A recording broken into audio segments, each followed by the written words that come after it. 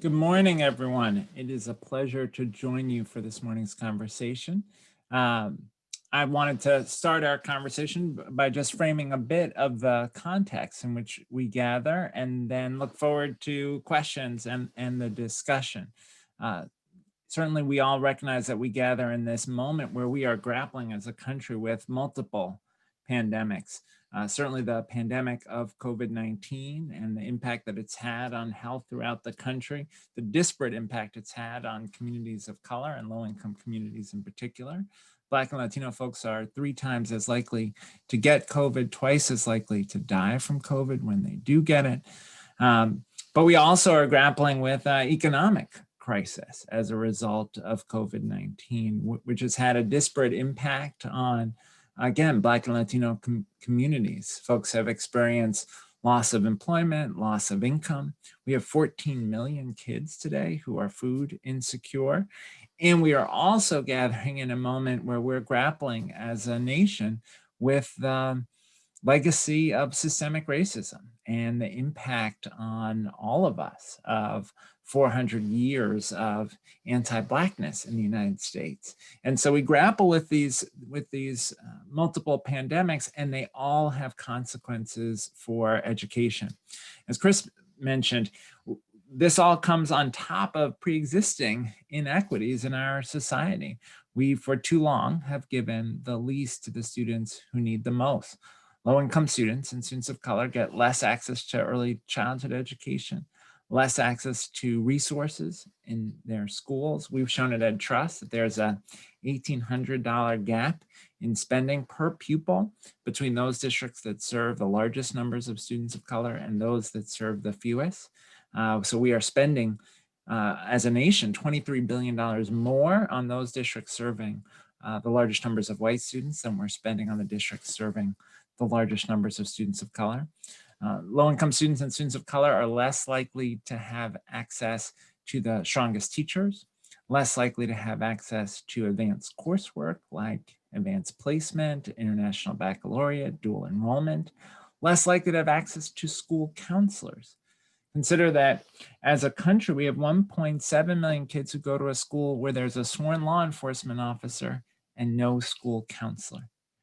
And low-income students and students of color are less likely to have the kinds of support they need for successful transitions to post-secondary education.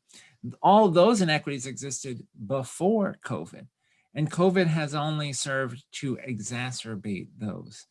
We know that in the spring, when schools all across the country were closed due to public health considerations, and students were asked to learn virtually, the opportunities were quite disparate. In some districts, every kid had internet access and every kid had a device. In other districts and parts of the country, there were huge disparities. The Pew poll showed before COVID that the 79% of white families had reliable internet access, just 66% of Black families and 61% of Latino families. So all over the country, we have places where students weren't even able to attend school because they didn't have internet access. We have places all over the country in the spring and still today where kids are doing their work on their mom's cell phone because they don't have access to a device. We know that well-resourced districts had learning management systems and professional development for teachers to help them to provide high quality online learning, but districts with less resources really struggled to support teachers. Kids also experienced tremendous isolation and loss of those critical relationships with teachers and peers during the spring, and in many cases into the fall as school districts remain virtual or are doing hybrid learning. And so we've exacerbated those pre-existing inequities with dire consequences for student outcomes. A recent McKinsey study suggested that on average, students will have lost 7 months of learning, 9 months for Latino students, 10 months for African-American students, just by the time we get to January. So these are huge challenges for our country. And unfortunately, so far, we haven't seen the sort of massive response and investment that we need to address these challenges. So I think about this as a a crossroads moment for the country where we can choose between a path that says we've got to invest in education, we've got to address the learning loss that we've experienced, we've got to make sure that kids have access to the socio-emotional supports and mental health services that they desperately need, or we will shrink from this moment, bury our heads in the sand, leave schools needs unattended to, and the result will be a lost generation of students. So those are the stakes of this pandemic moment. Certainly for communities around the country, this is also a moment to ask, how do we think about changing our practices to improve outcomes? Because the stakes are very high, even without respect to COVID. We know majority of kids in the nation's public schools are kids of color. Majority of the kids in the nation's public schools participate in the free and reduced price lunch program. If we fail to improve educational outcomes for low-income students and students of color, we have no future as a country. So this is a moment not only to respond in a robust way to the challenges created by COVID, but really to ask as a community, how do we redefine teaching and learning and the expectations in our schools to ensure that every kid, regardless of race, regardless of income, regardless of zip code, regardless of the language their family speaks at home, regardless of their immigration status, has access to a great education. And those are really the stakes for this conversation this morning. Before we turn to our discussion, I'll also share this. You know, for me, this is deeply personal. I was a kid whose life was literally saved by public school teachers. I grew up in Brooklyn in New York City. Both my parents were New York City public school educators their whole lives. But they couldn't have realized the critical role school would play in my life. My mom passed away in October of my 4th grade year. I was 8. I lived with my dad. My dad was much older, was quite sick with undiagnosed Alzheimer's. And then he passed away when I was 12. And that period, it was just my dad and me, was incredibly difficult. Home was this place that was inconsistent and lonely and often scary. I can remember one night my father woke me up 2 a.m, told me it was time to go to school. And I remember being on the staircase in our house, holding on to the banister, clinging to the banister as my dad pulled me on the stairs. And I kept saying, no, Daddy, it's not time to go to school. It's the middle of the night. And I didn't know why he was acting that way. And that was the kind of thing that happened all the time. But the thing that saved me was that I had these phenomenal teachers who made school a place that was safe and engaging and compelling and interesting. I had a teacher in 4th, 5th, 6th grade, Mr. Osterweil. He had us read the New York Times every day in elementary school. He had us do productions of A Midsummer Night's Dream, Shakespeare. He had us do a production of Alice in Wonderland. I was the rose in Alice in Wonderland with big red felt petals sticking out of my head. But I remember all those things like it was yesterday because his classroom was this place where I could be a kid when I couldn't be a kid at home. And that gift of teachers who invested in me saved my life. Even after my dad passed and I moved around different family members, different schools, it was always teachers that gave me a sense of hope and purpose and possibility. So when you step back and think about this moment, whether we're talking about COVID or talking about educational inequity, the stakes are literally life and death for many of our kids. It is the difference between whether they will be able to have a life filled with hope or despair, whether they will be able to have a life filled with economic opportunity or a life of dependence. Those are the stakes. They were for me, they are for all of our kids. And so I'm grateful to be a part of this conversation. Look forward to the discussion.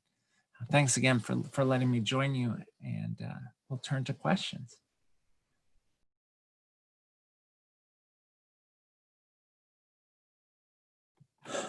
Well, There's really two. I mean, one very practical and one more philosophical. The very practical one is that somehow as a country, we have not yet committed to ensure universal access to the internet.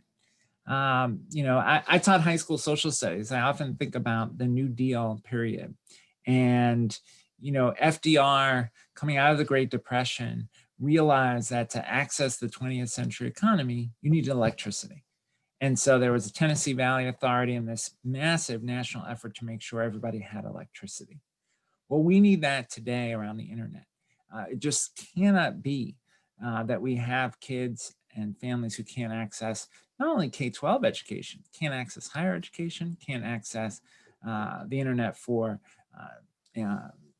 health services, can't access the internet to get benefits, to look for a job.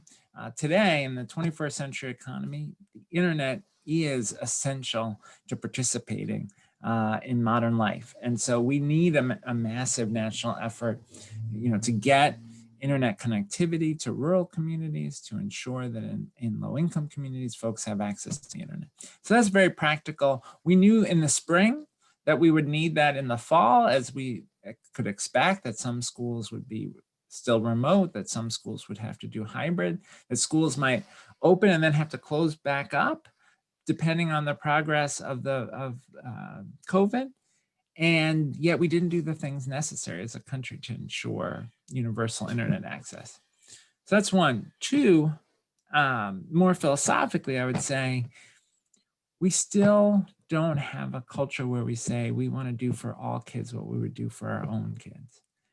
And to the extent that we still look at other people's children as somehow deserving of less, we look at their educational outcomes as less urgent, we're going to miss out on all the gifts and talents that those students could bring.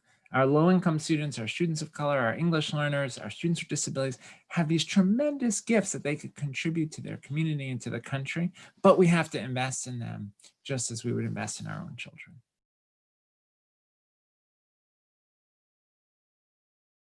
I'll give you one very concrete example, strengthening reading instruction. And if you look at the last round of NAEP results, NAEP is sort of the gold standard for looking at student performance across the country.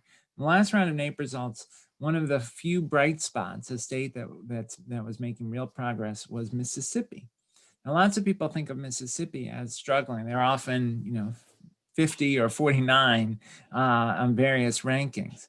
But what Mississippi has done over the last few years is made a massive state commitment to improving reading instruction and to using the science of reading, the research that we have around what produces strong readers, that students need explicit instruction in phonics in order to become successful readers, as well as knowledge building to build their vocabulary and their knowledge of the world so that once they can decode the words, they can make sense of them.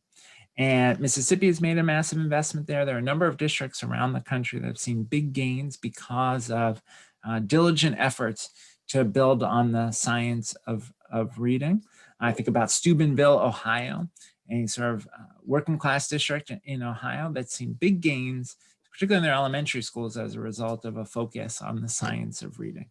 So if there was one thing, there are no silver bullets, but if there's one thing we ought to do, it's ensure that every student is a strong reader by third grade. Because the truth is, from K through 3, you are learning to read. But from third grade on, you're reading to learn. You can't access social studies, science, math, without being a capable reader. And when we start to think about who are the students who end up dropping out of high school, who are the students who end up incarcerated, often that story begins with them not having a strong foundation in reading.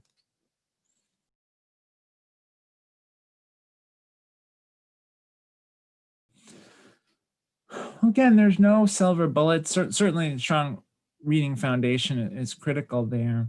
One promising effort that we're seeing in Oakland is an effort focused particularly on matching African-American boys and young men with mentors.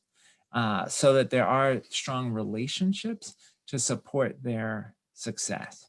You know, I think the science of reading piece is about your instructional experience, but in many cases, kids' ability to succeed is both about the instructional experiences they're receiving and the quality of their relationships with adults. And we need a lot more intentionality to make sure that particularly our boys and young men of color who are so vulnerable to so many pressures in our society have access to mentors and role models who will help them stay on the right path, so to speak. And we have to be intentional about it to the level of saying, let me make a list. And in Baton Rouge, you could do this. It's a manageable enough number of students. Let me make a list and let me ask, who is the adult in this child's life who's providing them with support with whom they have a strong relationship? And as you get to the kids who don't have that strong positive relationship with an adult, those are often the kids who are in trouble, the kids who are struggling academically, the kids who are chronically absent. And then you need to identify, well, who can intervene? Is it someone from Big Brother? Is it someone through a city year program? Is it someone who works with them as a coach in a sports context, and we're going to have them take on a mentoring relationship? But we should be that intentional about making sure every kid has that person who's helping support them along the way. Another related question, and I think you may have answered part of this, but how do you suggest combating the issue of some students having no support at home or a home that does not particularly value their education? Yeah, well, it's a huge challenge. Two observations. One is, when I was a principal, what I would say to my teachers is, we can't control the stuff that happens outside of school, but we can make sure that in school, kids have a rich, supportive learning experience. And we've got to be laser focused on that. So we can't let people say to themselves, well, we can't expect much because this is a kid who has a challenging home life. If folks had done that with me, it would have been easy to do. They could have said, here's a Black Latino male family in crisis going to New York City public school. What chance does he have? And given up on me. I'm very lucky that people did not do that. So schools have to be intentional about trying to provide the support they can at school. There's an effort called Building Assets, Reducing Risks. It's an organization based out of Minnesota that was started by a school counselor. And what they do is they organize the school community in teams of teachers and counselors. And those teams of teachers and counselors talk about every individual student, identify both what the risks are, what the challenges are that the students are facing, but they also identify for every kid what their strengths are, what their assets are, so that they can leverage those assets to help support those kids in their development. So that's what we could do at school. But then there's a societal question, which is, how do we wrap supports around school for kids and families? And too often we make this a binary choice, like either you care about what happens during the school day, or you care about the supports that families and kids need outside of school. And I think we actually need to focus on both. And so we need to think about how do we make sure that if families need access to mental health services, school can be a bridge to those services. How do we make sure that if kids and families need food, that schools are able to provide that? How do we help connect families who may be struggling with homelessness to community resources so that they can get transitional housing and eventually permanent housing? So schools can be a hub of support. But again, the educators have to see their everyday job as providing students with a rich, supportive learning experience.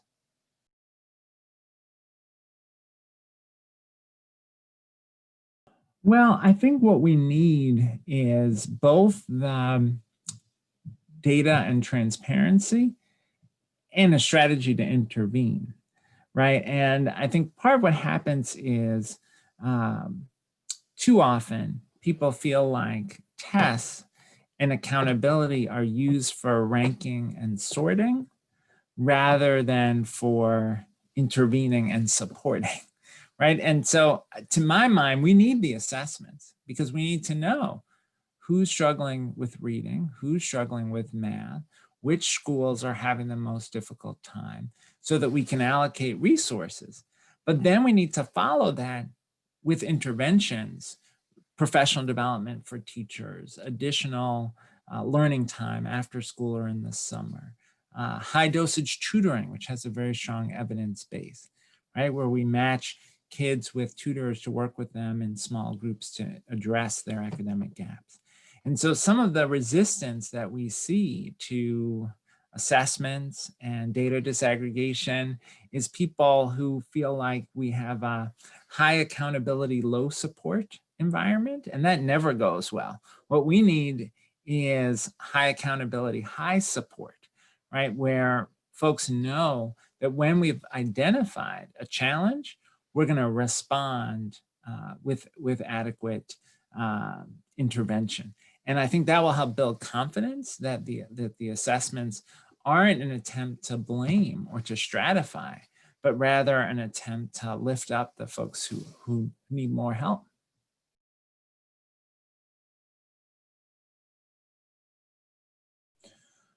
Well, three things come immediately to mind. One is higher ed trains the teachers. So we need higher ed to ensure that teachers are exceptionally well prepared for the classroom. So to the extent that we have places where the science of reading isn't being used in classrooms, we got to ask what happened in teacher prep. To the extent that we have places where elementary school teachers are sort of throwing up their hands, some portion of them, because they are not adequately trained in math and they're struggling with how to teach the math, well, that's a teacher prep issue.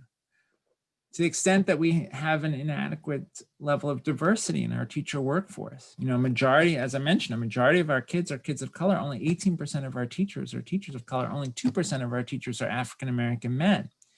Teacher prep institutions could be much more intentional about recruiting, supporting, and graduating a diverse teacher workforce. So that's one. Higher ed could step up around teacher preparation.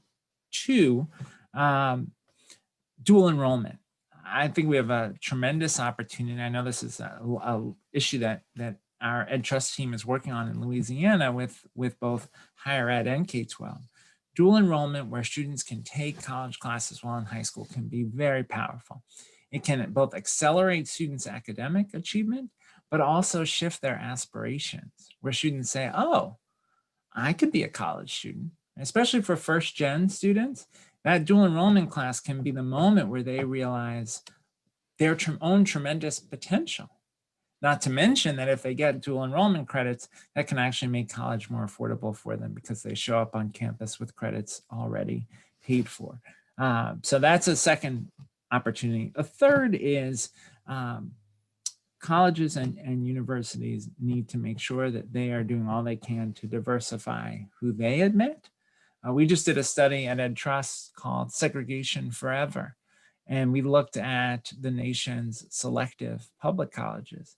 And what we found is that in state after state, the public colleges underrepresent Black and Latino students. That is, that they have a lower percentage of Black and Latino students on their campus than are in the population of 18 to 24-year-olds in their state.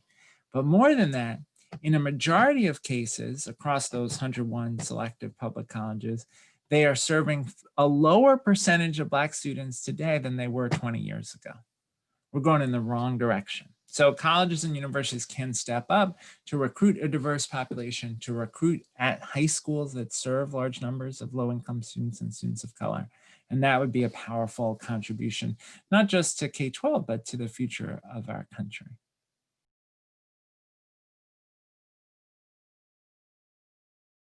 And I don't think I don't think that teaching critical thinking and problem solving has to be in tension with seeing strong achievement on state assessments. In fact, if you do good work on critical thinking and problem solving, you will get better state assessment results. So I think about a curriculum like the expeditionary learning English language arts curriculum, which requires lots of writing and lots of research projects that students are working on. It promotes critical thinking and has been shown to get better academic outcomes. I think about a math curriculum like Eureka Math, where students are challenged to do lots of problem-solving work. They're challenged to write about their math learning. They're challenged to apply math to things like how would you construct a building? How would you design a storage container, right? They're asked to put their math skills to work. And through that critical thinking and problem solving, we see improved math outcomes. But to do this well, you need good teacher training at the teacher prep level and good teacher professional development in our schools and classrooms.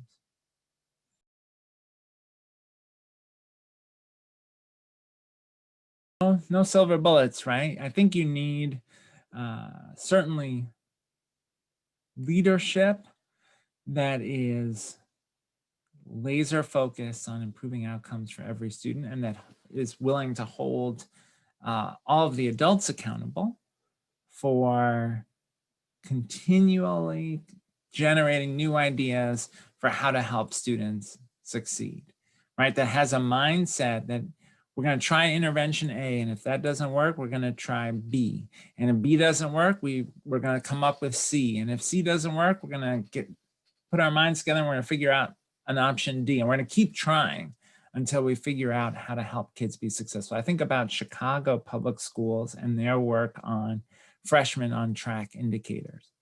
Now, Chicago has seen more than double-digit gains, something like maybe towards 20% or more gains in their high school graduation rate as a result of intentionally looking at our freshmen passing their classes, what does their behavior look like, and what is their attendance like. And so they're looking at those indicators for ninth graders, and what they saw was that those ninth grade on-track indicators predict whether or not students will graduate from high school. And so they've created a culture where their high school principals are intervening with kids who are off track on any of those indicators in ninth grade. And they keep testing out different strategies until they get kids back on track. Maybe it's a mentor, maybe it's changing who their teacher is, maybe it's creating a special tutoring program, maybe it's, but they keep coming up with strategies to make sure that they improve those outcomes. So you need that kind of leadership. You need to spend time working on issues of implicit bias and growth mindset, really helping teachers and students to see that learning comes as a result of, in part, trying, not succeeding, working hard, and improving, right? And that we do that very well as a country in our around sports, right? We have a very strong culture of practice and coaching as a way to improve in athletics. We don't always apply that to academics. We could, and we should. And so it's a culture on the staff of a school that I think can help with that intentionality about getting each student what they need to be successful.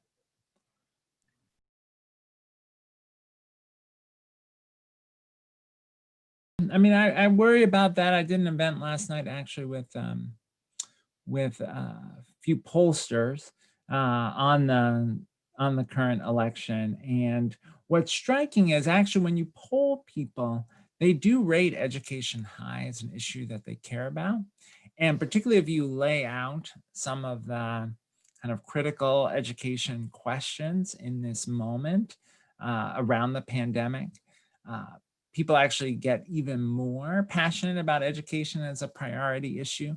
So I don't think the lack of discussion reflects a lack of concern on the part of voters. You know, given COVID, given the economic crisis, probably not surprising that there's less discussion about education. And certainly at the end of the day, the federal role in education is rather limited. Federal government only accounts for about 10% of education spending. So education is often a state and local issue and much more salient in state and local politics. That said, I think coming out of this election, as we look at COVID and the recovery that we need, I think we can expect that in the next Congress, however the election turns out, there'll be a fair amount of conversation about what kinds of investments are needed in education and what kinds of efforts would help us in particular close the digital divide, which everyone I think now understands has been such an obstacle to student success during this period.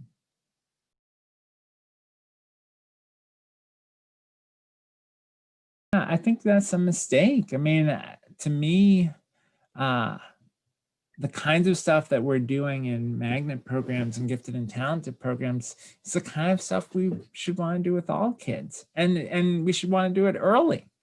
You know, I think a science class without science experiments is not a very good science class. A history class without research projects, without analysis of primary source documents, is not a very good history class. And so those aren't things that should be available only to some kids. Those should be available to all kids. Part of it is teacher training and teacher support. Again, both in teacher prep and professional development in school districts. Part of it is making sure we have high quality curricula available and that districts have been intentional about picking curricula that provide those good project-based learning opportunities. Now, project-based learning can go awry. I mean, just like anything can go badly, right? So you can walk into a school and see kids not really engaged in serious work and people say, oh, well, that's project-based learning. No, project-based learning is rigorous. It's accountable. Kids have deliverables that they have to show to their teacher. And deliverables they have to give to their peers as part of a group project. So you have to be very intentional about the quality of design of good project-based learning. But again, that should be available to everyone.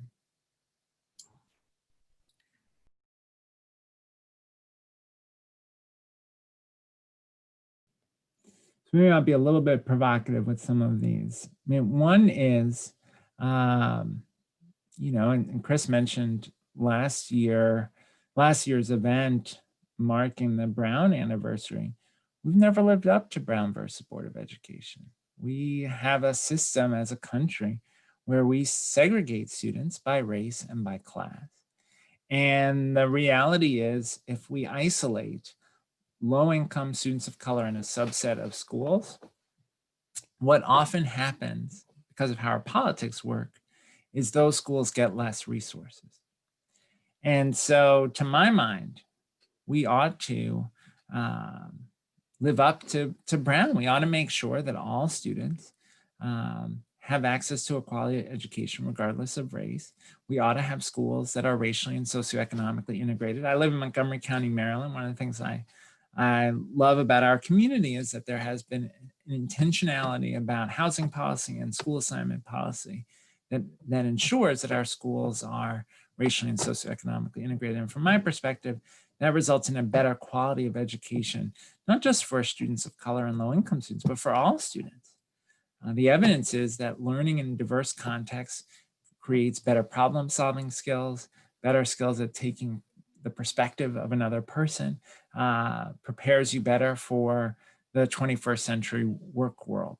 So that's one, is segregation, racial and socioeconomic segregation is a structural obstacle to educational equity.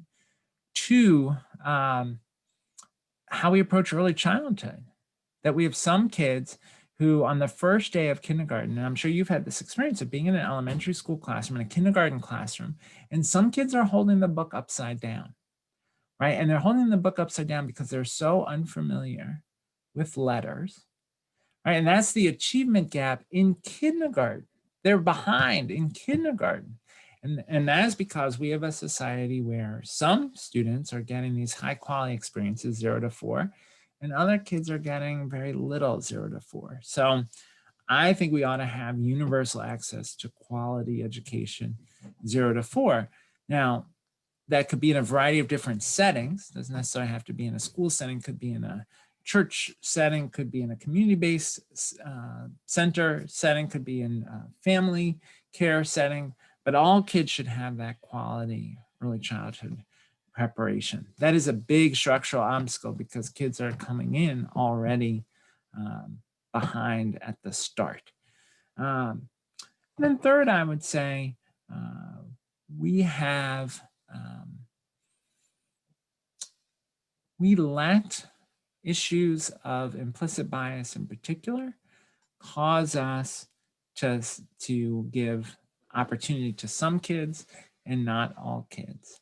We did a paper at EdTrust last year on access to advanced coursework.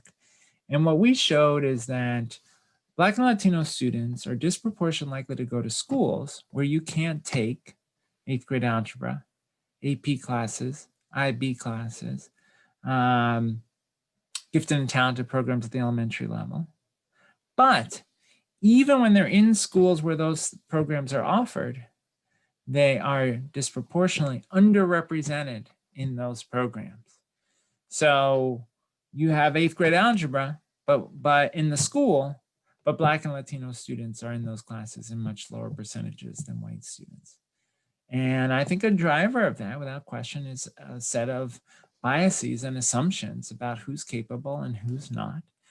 Sometimes those are baked into structures like you only get into the gifted and talented class if you know to show up on the 3rd Saturday of the month at the special site for the special test.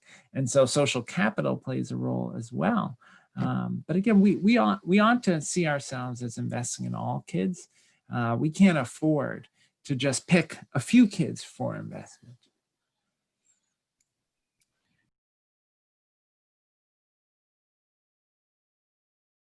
Good things about ESSA. One that I, or a few that I would highlight. One is there's a funding stream in ESSA called Title IV, which is intended to fund what I would characterize as well-rounded education. So that's funding that could be used for STEM opportunities. It's funding that could be used for art and music opportunities. It's funding that could be used for school counselors. Now, I would put a lot more resources into Title IV than we do, but that's a start. Obviously, ESSA is at its core an extension of the original Elementary and Secondary Education Act of 1965, and that that law was intended to try to close opportunity gaps, and as a result, we have Title I, which is the largest federal funding stream directed to high needs schools. So ESSA brings resources to high needs schools, resources for a well-rounded education. Those are both good and important things. ESSA also allowed states to broaden the definition of educational excellence beyond just English and math and high school graduation. I mean, we know those are necessary, but they're not sufficient. And so ESSA created the opportunity for states to look at growth, not only absolute performance, but are kids making progress over time. ESSA allowed states to look at science and social studies and socio-emotional learning and post-secondary outcomes within their accountability system. And that broadening, I think, sent an important message about how we need to think about the whole child. Now, not every state has taken advantage of those opportunities. Not every state has fully developed those additional indicators, but ESSA laid the foundation for that.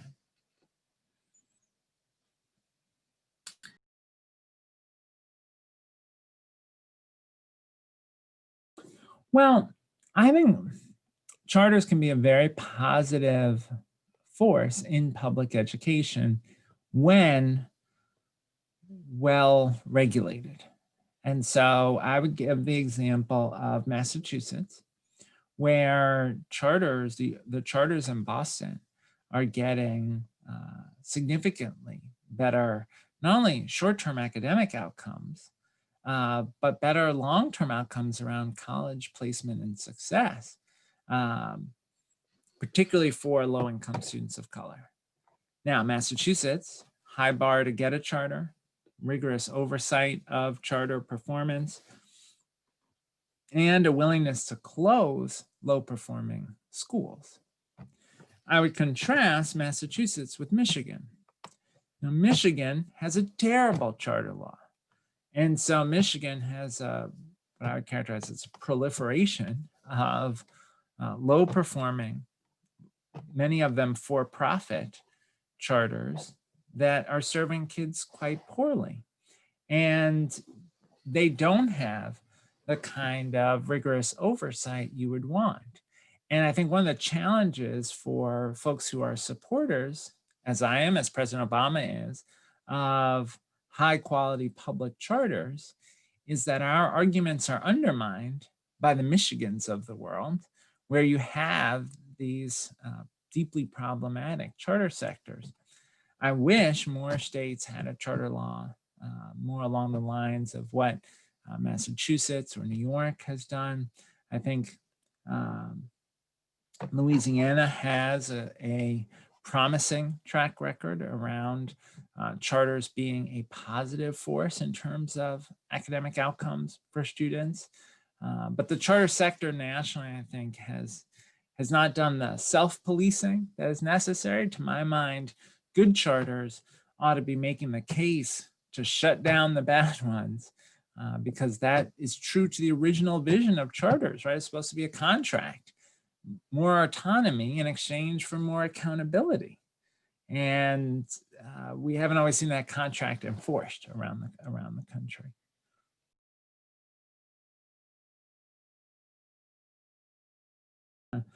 Well, I think it's hugely important to do parent organizing and youth organizing. You know, those are the customers. So I think it's important for parents to have a seat at the table in demanding better opportunities and outcomes for their kids. It's important, particularly, I think, in a context where often parents of color are marginalized and their voices not heard. So we need to make sure their voices are heard at the table. Similarly, for young people have profound insights about what's happening in their classrooms and schools. And they will tell you, and they'll tell you honestly, and they'll tell you which teachers have lessons that are engaging and which do not. They'll tell you the real story about who gets into which programs and why, right? Kids have a lot of insights to share. And kids also, I think, they're eager for more civic education. They are eager for curriculum changes that ensure that they get to see themselves reflected, right? Kids will say, particularly young people of color will talk about the experience of going through an English class where they never read a book by an author of color. They didn't read any text that centered people of color in the stories that are told, or their frustration about history courses that marginalize or invalidate or ignore the experiences of people of color. So young people can be a powerful force for curricular change, for improving teacher quality. So yes, we should be doing a lot more, I think, parent organizing and student organizing as well.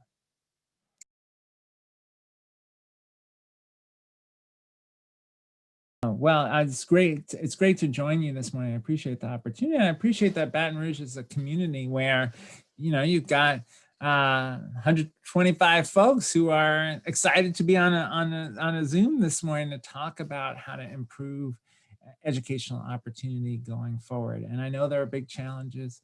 Certainly the superintendent search will create some big challenges. I know there are some tensions between district and charter and so forth, but I think there's so much opportunity to invest in students and improve our long-term future in the community of Baton Rouge, in the state of Louisiana, and in the country. And so I'll leave you with this thought. If you haven't read the piece that John Lewis wrote that was published on the day of his funeral, It's worth reading because what you see in that piece is John Lewis describing a life spent fighting for democracy, fighting for equality, fighting for civil rights, and moments of frustration and disappointment, for sure. But he ends, he's facing death. He writes this as he knows he's nearing the end of his life. And what you come away from this piece with is this tremendous sense of hope. He ends with hope, and the hope that he draws from young people who are organizing for social justice and social change. And his faith that although America has never lived up to the full promise of our democracy, that we can, that we will, through the power and leadership of young people, that faith is just, that will lift you. So I hope folks will take a moment to read that piece this morning. Thanks for the opportunity.